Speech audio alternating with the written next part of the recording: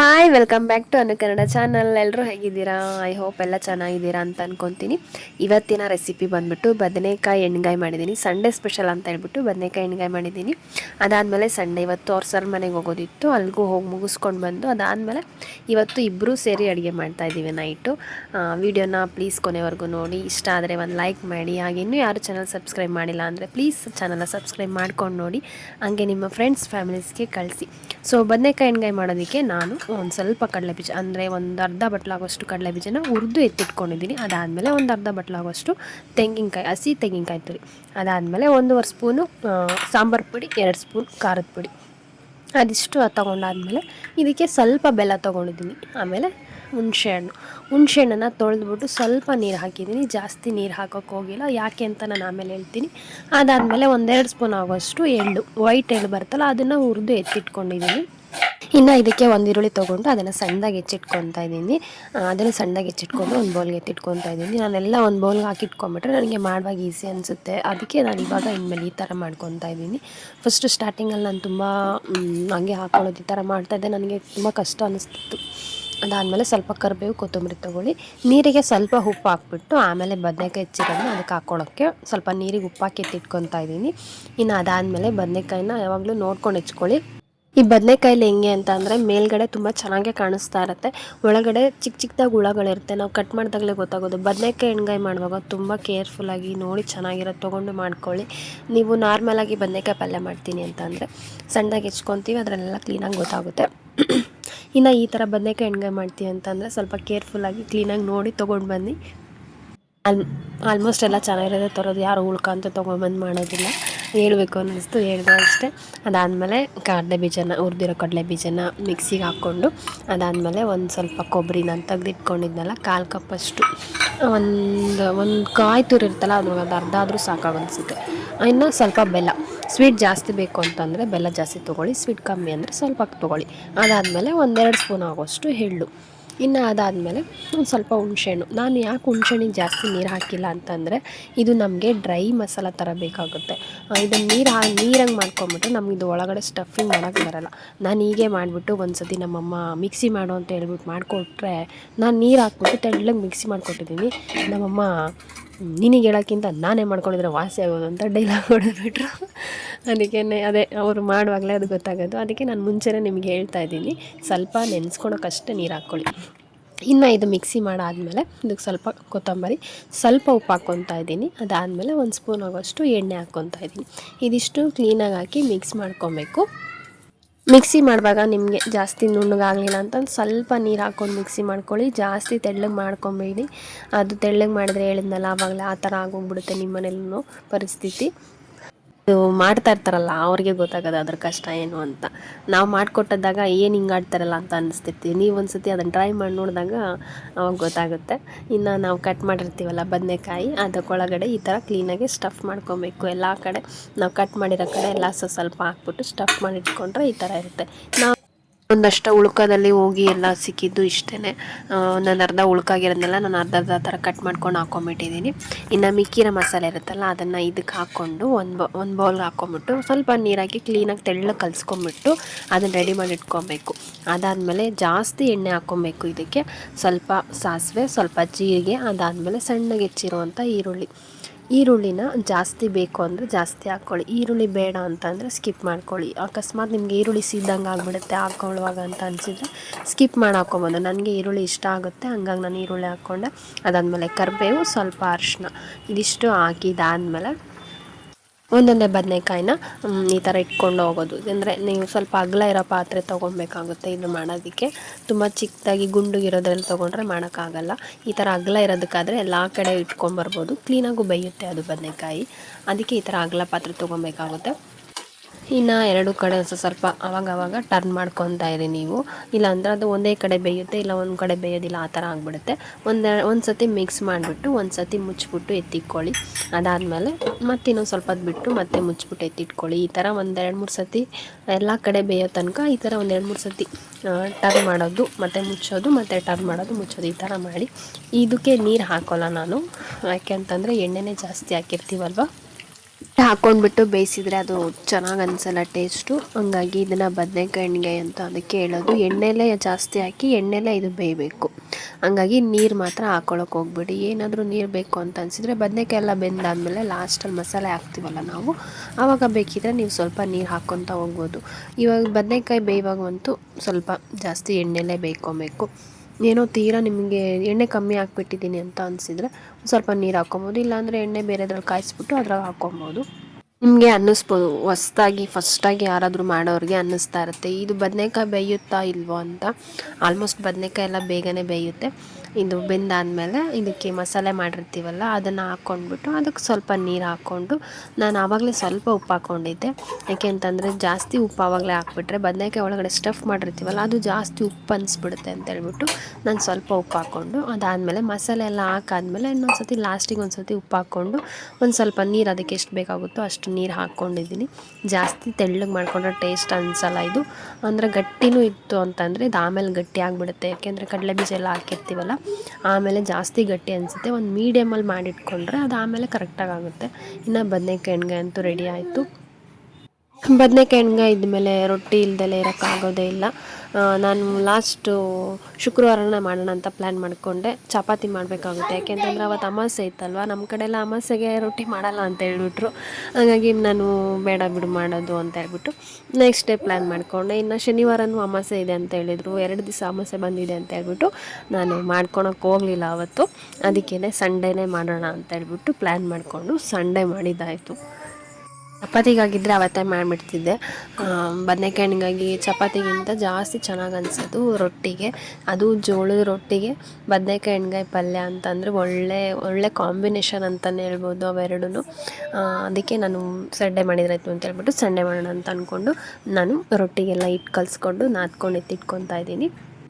ಬೆಳಗ್ಗೆ ಟಿಫನಿಗೆ already late ಆಗ್ತಾ ಇತ್ತಲ್ವ, ಹಾಗಾಗಿ ಸ್ವಲ್ಪ ನಾನು ಅದಿಟ್ಬಿಟ್ಟು ಎತ್ತಿಟ್ಕೊತಾ ಇದ್ದೀನಿ. ಇನ್ನು ಮಿಕ್ಕಿದ್ದನ್ನು ನಾನು ಏನು ಮಾಡ್ತೀನಿ ಅಂದರೆ ಸ್ವಲ್ಪ ಅದಕ್ಕೆ ನೀರು ಹಾಕ್ಬಿಟ್ಟು ಮುಚ್ಚಿಬಿಟ್ಟು ಎತ್ತಿಟ್ಕೊತಾ ಇದ್ದೀನಿ. ಅಂದರೆ ಸರಿ ಮಾಡಿಕೊಂಡಿರ್ತೀವಲ್ಲ ಫಸ್ಟೇ ಅದನ್ನು ಮುಚ್ಚಿಬಿಟ್ಟು ಎತ್ತಿಟ್ಕೊಂಡ್ಬಿಟ್ಟು ತಿಂಡಿ ಗಿಡಿ ತಿನ್ಕೊಂಡು ಬೇಕಾದ್ರೆ ಆಮೇಲೆ ಮಾಡ್ಕೊಂಡ್ರಾಯ್ತು ಅಂತ ಹೇಳ್ಬಿಟ್ಟು ಮಾಡ್ಕೊತಾ ಇದ್ದೆ. ಇನ್ನು ಇವತ್ತು ಯಾಕೋ ಒಂದು 2-3 ಸತಿ ಅಂತೂ ಕರೆಂಟ್ ಹೋಗ್ತಾನೆ ಇತ್ತು. ಕರೆಂಟ್ ಹೋಗೋದು ಬರೋದು ಮಾಡ್ತಾನೆ ಇತ್ತು. ಪರವಾಗಿಲ್ಲ ಅಂದ್ಕೊಂಡು ನಾನು ಅದೇ ಕಂಟಿನ್ಯೂ ಮಾಡ್ಕೊಂಬಂದೆ ವೀಡಿಯೋನ. ಆಗುತ್ತೆ ಅಂತ ನಾನು ಸ್ಟಾಪ್ ಮಾಡ್ಕೊಂಡು ಕುತ್ಕೊಂಡ್ಬಿಟ್ರೆ ರೊಟ್ಟಿ ಅಂತೂ ಬರೋದೇ ಇಲ್ಲ. ರೊಟ್ಟಿ ನಾವೇನು ಮಾಡಿಟ್ಟಿದ ತಕ್ಷಣ ಅದನ್ನು ಮಾಡಿಬಿಟ್ರೆ ರೊಟ್ಟಿ ಚೆನ್ನಾಗಿ ಬರುತ್ತೆ. ಇಲ್ಲ ಅಂತಂದರೆ ರೊಟ್ಟಿ ಮಾಡೋದಂತೂ ಬರೋದೇ ಇಲ್ಲ. ರೊಟ್ಟಿ ಮಾಡಿರೋರಿಗೆ ಅನುಭವ ಗೊತ್ತಿರುತ್ತೆ, ರೊಟ್ಟಿ ಮಾಡಿದವ್ರಿಗೆ ಯಾಕೆ ಹಿಂಗೆ ಹೇಳ್ತಾರೆ ಅಂತ ಅನ್ನಿಸ್ತಾ ಇರುತ್ತೆ.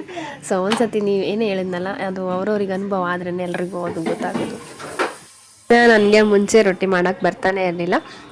ನಾನು ಆಮೇಲೆ ಕಲ್ತ್ಕೊಂಡಿದ್ದು. ಸ್ಟಾರ್ಟಿಂಗಲ್ಲಿ ನಾನು ಮಾಡೋಕ್ಕೆ ಅದು ತುಂಬಾ ಕಷ್ಟ. ರೊಟ್ಟಿ ಮಾಡೋದು ಅಂತ ಇದೆಯಲ್ಲ, ಅದು ಹೆಂಗೆ ಮಾಡಿದ್ರೂ ಅದಕ್ಕೆ ಕಿತ್ಕೊಂಡು ಹೋಗ್ತಾನೆ ಇರುತ್ತೆ. ಆ ಥರ ಅನ್ನಿಸ್ತಾ ಇರುತ್ತೆ. ಅದಕ್ಕೊಂದು ಅಳತೆ, ಕೈ ಅಳತೆ ಕುತ್ಕೊಂಡಾಗ ಅದು ಕರೆಕ್ಟಾಗಿ ನಮಗೆ ರೊಟ್ಟಿ ಮಾಡೋದು ಬರುತ್ತೆ. ಇನ್ನು ಇವಾಗ ಸ್ವಲ್ಪ ಚೆನ್ನಾಗಿ ಮಾಡೋದು ಕಲ್ತಿದ್ದೀನಿ. ಪರವಾಗಿಲ್ಲ, ಒಂದು ಲೆವೆಲಿಗೆ ಮಾಡೋದು ಕಲ್ತಿದ್ದೀನಿ. ಇನ್ನು ರೊಟ್ಟಿ ಮಾಡ್ಕೊಂಡಿದ್ದಾಯಿತು. ಇನ್ನು ಬದನೇಕಾಯಿ ಎಣ್ಗಾಯಿ ರೆಡಿ ಆಯಿತು. ಸೊ ಇವತ್ತಿನ ಸಂಡೇ ಸ್ಪೆಷಲ್ ರೊಟ್ಟಿ ಬದನೇಕಾಯಿ ಎಣ್ಗಾಯಿ ಇದಿಷ್ಟು. ಇನ್ನು ನೆಕ್ಸ್ಟು ಅದಾದಮೇಲೆ ಸಾಯಂಕಾಲ ನಾವು ಮತ್ತೆ ವಿಡಿಯೋ ಕಂಟಿನ್ಯೂ ಮಾಡ್ತಾಯಿದ್ದೀನಿ. ಇನ್ನು ಲಾಸ್ಟ್ ವಿಡಿಯೋದಲ್ಲಿ ನಾನು ಹೇಳಿದ್ದೆ ಸ್ಕಿನ್ ಕೇರ್ ಅಂತ ಅಂದರೆ ಈ ಚಳಿಗಾಲಕ್ಕೆ ಕೊಬ್ಬರಿ ಎಣ್ಣೆ ಎಲ್ಲ ಹಚ್ಕೊಂಡ್ಬಿಟ್ಟು 1 ಅವರ್ 1/2 ಅವರ್ ಬಿಟ್ಬಿಟ್ಟು ಸ್ನಾನ ಮಾಡಿಕೊಂಡ್ರೆ ಸ್ವಲ್ಪ ರಿಲ್ಯಾಕ್ಸ್ ಅನಿಸುತ್ತೆ. ಅದಾದಮೇಲೆ ನಾವು ಸ್ನಾನ ಎಲ್ಲ ಮುಗಿಸ್ಕೊಂಡಾದ್ಮೇಲೆ ಸ್ವಲ್ಪ ಬಾಡಿ ಲೋಷನ್ ಹಚ್ಕೊಂಡ್ರೆ ಕಮ್ಮಿ ಅನಿಸುತ್ತೆ ಜಾಸ್ತಿ. ಈ ಥರ ಬೆಳಗ್ಗೆ ಚಳಿಗೆಲ್ಲ ಒಂಥರ ಕೈಯೆಲ್ಲ ಒರಟೊರಟು ಅನಿಸೋದು, ಹೊಡೆಯೋದು, ಈ ಥರದ್ದೆಲ್ಲ ಕಮ್ಮಿ ಆಗ್ತಾ ಇರುತ್ತೆ. ವಾರಕ್ಕೊಂದು 2-3 ಸತಿನಾದರೂ ಈ ಥರ ಮಾಡಿದರೆ ಸ್ವಲ್ಪ ಹೊಡೆಯೋದೆಲ್ಲ ಕಮ್ಮಿ ಅನಿಸುತ್ತೆ. ಮಾಡ್ಕೊಂಡ್ರೆ ಜಾಸ್ತಿ ಆಗುತ್ತೆ ಅಂತ ಕೆಲವರು ಅನ್ಕೊಂಡು ಸ್ನಾನನೇ ಜಾಸ್ತಿ ಕಮ್ಮಿ ಮಾಡ್ತಿರ್ತಾರೆ ಚಳಿ ಅಂತ ಹೇಳ್ಬಿಟ್ಟು. ಅದು ಹಂಗೆ ಚಳಿ ಅಂತ ಹೇಳ್ಬಿಟ್ಟು ಸ್ನಾನ ಮಾಡೋದು ಬಿಟ್ಟರೆ ಇನ್ನೂ ಜಾಸ್ತಿನೇ ಆಗ್ತಾ ಇರುತ್ತೆ ಹೊರತು ಕಮ್ಮಿ ಆಗೋದಿಲ್ಲ. ಡೈಲಿನಾದರೂ ಸ್ನಾನ ಮಾಡುವಾಗ ಮುಂಚೆ ಕೊಬ್ಬರಿ ಎಣ್ಣೆ ಹಚ್ಕೊಂಡ್ಬಿಟ್ಟು ಒಂದು ವಾರದಲ್ಲಿ ಒಂದು 3 ದಿವಸನಾದರೂ ಈ ಥರ ಮಾಡಿದರೆ ಸ್ವಲ್ಪ ಕಮ್ಮಿ ಅನಿಸುತ್ತೆ. ಈ ಥರ ಹೊಡೆಯೋದೆಲ್ಲ ಕಮ್ಮಿ ಆಗುತ್ತೆ. ಸ್ನಾನಕ್ಕೆ ತುಂಬ ಬಿಸಿಯಾಗಿರೋದು ಹಾಕ್ಕೊಳ್ಳೋಕೆ ಹೋಗಬೇಡಿ. ಚಳಿಗಾಲದಲ್ಲಿ ತುಂಬ ಬಿಸಿ ಇರೋದು ಹಾಕ್ಕೊಂಡ್ರೆ ಸ್ಕಿನ್ನು ಜಾಸ್ತಿ ಹೊಡಿತಾ ಇರುತ್ತಲ್ವ, ಸ್ಕಿನ್ನೆಲ್ಲ ಓಪನ್ ಆಗ್ತಾ ಇರುತ್ತೆ. ಹಂಗಾಗಿ ಜಾಸ್ತಿ ಬಿಸಿನೀರು ಹಾಕ್ಬಿಟ್ರೆ ಅದೊಂಥರ ಗಾಯಗಳಾದಂಗೆ ಆಗಿಬಿಡುತ್ತೆ. ಹಂಗಾಗಿ ಜಾಸ್ತಿ ಈ ಚಳಿಗಾಲದಲ್ಲಿ ಜಾಸ್ತಿ ಒಂಥರ ಸ್ಕಿನ್ನೆಲ್ಲ ಕಿತ್ತೋಗೋ ಥರ ಆ ಥರ ಎಲ್ಲ ಆಗ್ತಾ ಇರುತ್ತೆ. ಸ್ವಲ್ಪ ಬೆಚ್ಚಗಿರೋದ್ರಲ್ಲೇ ಮಾಡ್ಕೊಳ್ಳಿ. ತುಂಬ ಚಳಿ ಅಂತ ಹೇಳ್ಬಿಟ್ಟು ಬಿಸಿ ನೀರು ಹಾಕ್ಕೊಂಡ್ರೆ ಅದು ತುಂಬಾ ಸ್ಕಿನ್ಗೆಲ್ಲ ಎಫೆಕ್ಟ್ ಆಗ್ತಾ ಇರುತ್ತೆ. ರೆಡಿಯಾಗಿದ್ದೆಲ್ಲ ಆಯಿತು. ಲಾಸ್ಟ್ ಫೈನಲ್ ನನ್ನ ಮಗಳಿಗೆ ಶೂ ಹಾಕ್ಕೊಂಡು ಕರ್ಕೊಂಡು ಹೋಗ್ತಾ ಇದ್ದೀವಿ. ನಾನು ಹಾಕೋಕ್ಕೆ ಹೋದರೆ ನನ್ನ ಮಗ ನಾನು ಹಾಕ್ತೀನಿ ಅಂತ ಹೇಳ್ಬಿಟ್ಟು ಮುದ್ದು ತಂಗಿಗೆ ರೆಡಿ ಮಾಡ್ತಾ ಇದ್ದಾನೆ ಅವನೇ. ಲಾಸ್ಟ್ ಫೈನಲ್ಲು ಜುಟ್ಟು ನೋಡಿದರೆ ಅಯ್ಯೋ ಕ್ಲಿಪ್ ಹಾಕಿಲ್ವಲ್ಲ ಇನ್ನು ಅಂತ ಹೇಳ್ಬಿಟ್ಟು ಕ್ಲಿಪ್ ಹಾಕೋಣ ಅಂತೇಳಿ ಇಟ್ಕೊಂಡು ಕ್ಲಿಪ್ ಹಾಕ್ತಾಯಿದ್ದೀವಿ. ಸೊ ಅವಳು ಕ್ಲಿಪ್ ಹಾಕ್ಸ್ಕೊಳೋದು, ರಿಬ್ಬನ್ ಹಾಕ್ಸ್ಕೊಳೋದು ಇದು ಯಾವುದೂ ಮಾಡೋಲ್ಲ. ಎಷ್ಟು ಚೆನ್ನಾಗಿ ಕುತ್ಕೊಂಡಿದ್ದಾಳೆ ಅಂತ ನಿಮಗೆ ಅನ್ನಿಸ್ತಾ ಇರ್ಬೋದು ನೋಡೋರಿಗೆ. ಅಲ್ಲಿ ಮುಂದೆ ಒಂದು ಬಾಕ್ಸ್ ಇದೆಯಲ್ಲ ಅದಕ್ಕೆ ಮಾತ್ರ ಸುಮ್ಮನೆ ಕುತ್ಕೊಂಡಿದ್ದಾಳೆ ಅಷ್ಟೇ. ಅವಳು ನಾರ್ಮಲಾಗಿ ಏನಾದರೂ ಹಾಕೋಕ್ಕೋದ್ರೆ ಹಾಕ್ಸ್ಕೊಳೋದೇ ಇಲ್ಲ, ಓಡೋಗ್ತಿರ್ತಾಳೆ. ನಾವು ಓಡೋಗಿ ಅವಳು ಹಿಂದಿಂದೇನೆ ಓಡಿ ಹಾಕಬೇಕು. ಚಿಕ್ಕ ಮಕ್ಕಳಿದ್ದಾಗ ಎಲ್ಲರೂ ಹಂಗೆ ಅಂತ ಅನ್ಕೊತೀವಿ. ಕೆಲವೊಬ್ಬರು ಹಾಕಿಸ್ಕೊಬೋದು, ಅದು ನನಗೆ ಗೊತ್ತಿಲ್ಲ. ಹೆಣ್ಮಗಳಂತೂ ಕ್ಲಿಪ್ಪು ರಿಬ್ಬನ್ ಇದೆಲ್ಲ ಒಂಥರ ಅಲರ್ಜಿ ಇದ್ದಂಗೆ. ಎಷ್ಟೊಂದು ಕ್ಲಿಪ್ಗಳು ಕಳೆದೇ ಹೋಗ್ಬಿಟ್ಟಿದೆ, ಕಿತ್ತು ಹಾಕ್ಬಿಟ್ಟು. ಇನ್ನು ಅವ್ರ ಸರ್ ಮನೆಗೆ ಹೋಗಿದ್ವಿ. ತುಂಬ ದಿವಸ ಆದಮೇಲೆ ಅವ್ರ ಸರ್ ಮನೆಗೆ ಹೋಗ್ತಾಯಿದ್ರು. ಸೆಕೆಂಡ್ ಬೇಬಿ ಆದಮೇಲೆ ಬಂದೇ ಇರಲಿಲ್ಲ. ಬನ್ನಿ ಯಾವಾಗಾದರೂ ಪಾಪನ ಕರ್ಕೊಂಡು ಅಂತ ಹೇಳ್ತಾನೆ ಇದ್ರು. ಅವ್ರು ಹೋಗ್ತಾಯಿದ್ರು, ಬಟ್ ನಾವೆಲ್ಲ ಹೋಗಿರಲಿಲ್ಲ. ಹಾಗಾಗಿ ಇವತ್ತು ಹೋಗಿದ್ವಿ.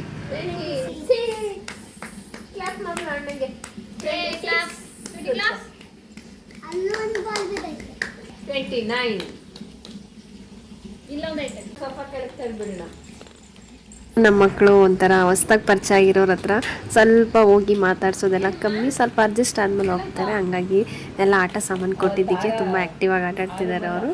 ಅವ್ರ ಮನೇಲೂ ಒಬ್ಬಳು ಮೊಮ್ಮಗಳಿದ್ದಾಳೆ, ಅವರಿಗೆ ಯಶ್ವಿಕಿಗಿನ 1 ಇಯರ್ ಚಿಕ್ಕವಳು. ಎಷ್ಟೊಂದು ಆಟ ಸಾಮಾನೆಲ್ಲ ಇರುತ್ತಲ್ಲ, ಅವ್ರ ಮನೇಲಿ ಏನು ಆಟ ಸಾಮಾನು ಇರುತ್ತೋ ಅದೆಲ್ಲ ನೆಕ್ಸ್ಟ್ ನಮ್ಮ ಮನೆಗೆ ಬರ್ತಾ ಇರುತ್ತೆ ಆಲ್ಮೋಸ್ಟು. ಇನ್ನು ಅವ್ರ ಮನೇಲಿ ಅವ್ರ ಪಾಪ ಆಟ ಆಡಿದ್ಮೇಲೆ ಸುಮ್ಮನೆ ವೇಸ್ಟ್ ಮಾಡೋದು ಬೇಡ ಅಂತ ಹೇಳ್ಬಿಟ್ಟು ಎಸೆಯೋದಕ್ಕಿಂತ ಇನ್ನೊಬ್ರು ಮಕ್ಳು ಕೊಟ್ಟರೆ ಆಟ ಆಡ್ತಾರೆ ಅನ್ನೋ ಕನ್ಸನ್ ಇರುತ್ತಲ್ಲ ಅವ್ರಿಗೆ, ಅದು ನಮಗೂ ತುಂಬ ಇಷ್ಟ ಆಗುತ್ತೆ. ಹಂಗಾಗಿ ನಮ್ಮ ಮಕ್ಳಿಗೂ ಕೊಡಬೇಕು ಅನ್ನೋದು ಅವ್ರ ಮನಸ್ಸಲ್ಲಿರುತ್ತಲ್ಲ, ಅವರು ತೊಗೊಂಬಂದು ಕೊಡ್ತಿರ್ತಾರೆ. ಎಷ್ಟೊಂದು ಜಾಸ್ತಿ ಆಟ ಸಾಮಾನು ನಮ್ಮ ಮನೇಲಿ ಅವ್ರು ಕೊಟ್ಟಿರೋದ್ರಿಂದನೇ ಎಷ್ಟೊಂದು ಆಟ ಸಾಮಾನುಗಳಿದೆ. ಹಾಗಾಗಿ ನಾವು ಜಾಸ್ತಿ ಏನು ಆಟ ಸಾಮಾನು ತೊಗೊಂಬರೋದಕ್ಕೆ ಹೋಗೋದಿಲ್ಲ. ಇನ್ನು ಅವ್ರ ಮನೆಯಿಂದ ಮುಗಿಸ್ಕೊಂಡು ಬರೋ ಅಷ್ಟೊತ್ತಿಗೆ ಸಾಯಂಕಾಲ ಆಯಿತು. ಇವರು ಮತ್ತೇನು ಸ್ವಲ್ಪ ಕೆಲಸ ಇದೆ ಅಂತೇಳಿ ಆಚೆ ಹೋಗಿ ಬಂದರು. ನಾನು ಯಶ್ವಿಕಿಗೆ ಹೋಮ್ವರ್ಕ್ ಮಾಡಿಸ್ತಾ ಇದ್ದೆ. ಎಷ್ಟು ಸತಿ ಹೇಳಿದ್ರು ಕ್ಲೀನಾಗಿ ಮಾಡ್ತಾನೆ ಇರಲಿಲ್ಲ. ಅದಕ್ಕೆ ಇವರು ನಾನು ತೋರಿಸ್ತೀನಿ ಅಂತ ಹೇಳ್ಬಿಟ್ಟು ಮಾಡೋಕ್ಕೆ ಹೋಗಿದ್ದಾರೆ. ಅವ್ರಿಗೂ ಬರಲಿಲ್ಲ 1-2-3 ಸತಿ. ಆಮೇಲೆ ಅವ್ರಿಗೂ ಬಂತು. ನಮಗೆಲ್ಲ ಇದೆಲ್ಲ ಏನೂ ಇರಲಿಲ್ಲ, ಸ್ಟ್ಯಾಂಡಿಂಗ್ ಲೈನ್, ಸ್ಲೀಪಿಂಗ್ ಲೈನ್ ಏನು ಅಂದರೆ ಏನೂ ಇರಲಿಲ್ಲ. ಇವಾಗೆಲ್ಲ ಬರ್ತಾಯಿದೆ. ಏನೋ ಹೆಂಗೆ ಹೋಗುತ್ತೋ ಜನ್ರೇಷನ್ ಆ ಥರ ಹೋಗ್ತಾ ಇದ್ದಾರೆ ಮಕ್ಕಳು. ಬಟ್ ಒಳ್ಳೆ ರೀತಿಲಿ ಹೋದರೆ ಚೆನ್ನಾಗೇ ಅದು. ಎಷ್ಟೇ ಜನ್ರೇಷನ್ ಮುಂದಕ್ಕೆ ಮೂವ್ ಆಗ್ತಾ ಇದ್ರು ಏನು ಒಳ್ಳೇದನ್ನ ಕಲಿತಾ ಇರ್ಬೇಕು. ನೀರು ಹಾಕೊಂಡು ತೊಗೊಂಡ್ರು ಬ್ಯಾಡ ಅಂತಿತ್ತ ನಿನಗೆ, ಹಂಗೆ ಒಗ್ಗರಣೆ ಆಗ್ತಿದೆಯಲ್ಲ. ಇವತ್ತು ನನಗೆ ಸ್ವಲ್ಪ ಜಾಸ್ತಿ ಕೋಲ್ಡ್ ಆಗಿದ್ದರಿಂದ ಇವರು ಅಡುಗೆ ಮಾಡೋಕ್ಕೆ ಹೆಲ್ಪ್ ಮಾಡ್ತಾಯಿದ್ರು. ಹೆಂಗೆ ಮಾಡ್ತಿದ್ದಾರೆ ಅಂತ ಅಂದರೆ ಅದನ್ನ ತೊಳೆಯೋಷ್ಟು ಪೇಷನ್ಸ್ ಇಲ್ಲ ಅವ್ರಿಗೆ. ಅಯ್ಯೋ ಹಂಗೆ ಹಾಕ್ಬಿಟ್ರೆ ಆಯಿತು, ಬ್ಯಾಚುಲರ್ಸಲ್ಲಿ ಮಾಡಿಬಿಟ್ಟು ರೂಢಿ ಆಗಿಬಿಟ್ಟಿದ್ದಿಲ್ಲ. ಹಂಗೆ ಇನ್ನೇನು ಅದ್ರೇನು ಮಾಡಿರೋದು ಅದರಲ್ಲೇ ಹಾಕ್ಬಿಡೋಣ ಅಂತ ಹೇಳ್ಬಿಟ್ಟು ಒಗ್ಗರಣೆ ಹಾಕ್ತಾಯಿದ್ದಾರೆ. ಆಮೇಲೆ 1 ಸ್ಪೂನ್ ಹಾಕ್ತಾರೆ, 2 ಸ್ಪೂನ್ ಹಾಕ್ತಾರೆ, 3 ಸ್ಪೂನ್ ಹಾಕ್ತಾರೆ. ಅದರಲ್ಲೇನೋ ಗಲೀಜಿದೆ ಅಂತ ಹೇಳ್ಬಿಟ್ಟು ತೆಗೆದು ಹಾಕ್ತಿದ್ದಾರೆ. ಲಾಸ್ಟಲ್ಲಿ ಅದು ಜೀರಿಗೆ ಪುಡಿನೇ ಅಲ್ವಾ ಅಂತ ಹೇಳ್ಬಿಟ್ಟು ಎಲ್ಲ ಸುರಿದ್ಬಿಡ್ತಾರೆ. ಈ ವಿಡಿಯೋ ನೋಡಿದ್ಮೇಲೆ ನನಗೆ ನಗು ಕಂಟ್ರೋಲೇ ಮಾಡೋಕ್ಕಾಗಲ್ಲ, ಅಷ್ಟೊಂದು ನಗು ಬಂದುಬಿಟ್ಟಿದೆ. ಇನ್ನು ಅದಾದಮೇಲೆ ನನಗೆ ತುಂಬಾ ಹೆಲ್ಪ್ ಮಾಡ್ತಾರೆ. ಏನಂತಂದರೆ ಒಂದು ಕೇರಿಂಗ್ ಹಸ್ಬೆಂಡ್ ಅಂತ ಇರ್ತಾರಲ್ಲ, ಆ ಥರ ಇವರು. ಸ್ವಲ್ಪ ಏನಾದರೂ ನೆಗಡಿ ಆಯಿತು, ಕೆಮ್ಮಾಯಿತು, ಜ್ವರ ಬಂತು, ಏನಾದರೂ ಇತ್ತು ಅಂದರೆ ಒಂದು ಸ್ವಲ್ಪ ಆದ್ರೂ ಏನೋ ಆಯಿತು ಅನ್ನೋ ಥರ ಫೀಲ್ ಮಾಡ್ತಾ ಇರ್ತಾರೆ ಅವರೇ. ನನಗೆ ಅದು ಜಾಸ್ತಿ ಏನೋ ಅಷ್ಟು ಫೀಲ್ ಅನಿಸಲ್ಲ, ಇವರೇ ಅದನ್ನು ಜಾಸ್ತಿ ಫೀಲ್ ಮಾಡ್ತಾ ಇರ್ತಾರೆ. ಅದೆಲ್ಲ ನೆಗಡಿ ಬಿಡಿ ಅಂತ ನಾವೇ ಹೇಳಿದ್ರು ಅವ್ರಿಗೆ ಅದನ್ನು ತಡ್ಕೊಳ್ಳೋಷ್ಟು ಕೆಪಾಸಿಟಿ ಇರೋಲ್ಲ, ಆ ಥರ ಆಡ್ತಾ ಇರ್ತಾರೆ. ನಾನೇ ಸ್ವಲ್ಪ ಸ್ಟ್ರಾಂಗ್ ಆಗಿರ್ತೀನಿ, ಅವರೇ ಸ್ವಲ್ಪ ವೀಕ್ ಆಗಿಬಿಡ್ತಾರೆ. ನೋಡ್ಬಿಟ್ಟು ಏನೋ ಬಿಡು ಅವ್ರಿಗೆ ಮಾಡೋಕ್ಕಾಗಲ್ಲ ಅಂತ ಹೇಳ್ಬಿಟ್ಟು ಅವರೇ ಮಾಡ್ತಿರ್ತಾರೆ. ಮಾಡ್ತಾ ಇದು ಹಾಕ್ಬೇಕಾ ಅದು ಹಾಕ್ಬೇಕಂತೆಲ್ಲ ಕೇಳ್ತಾಯಿದ್ರು. ಅದಕ್ಕೆ ಸರಿ ಹೋಗಲ್ಲ ಅಂತ ಹೇಳ್ಬಿಟ್ಟು ನಾನೇ ಬಂದ್ಬಿಟ್ಟು ಮುದ್ದೆ ಮಾಡೋಕ್ಕೆ ಇಟ್ಕೊಂಡಿದ್ದೆ.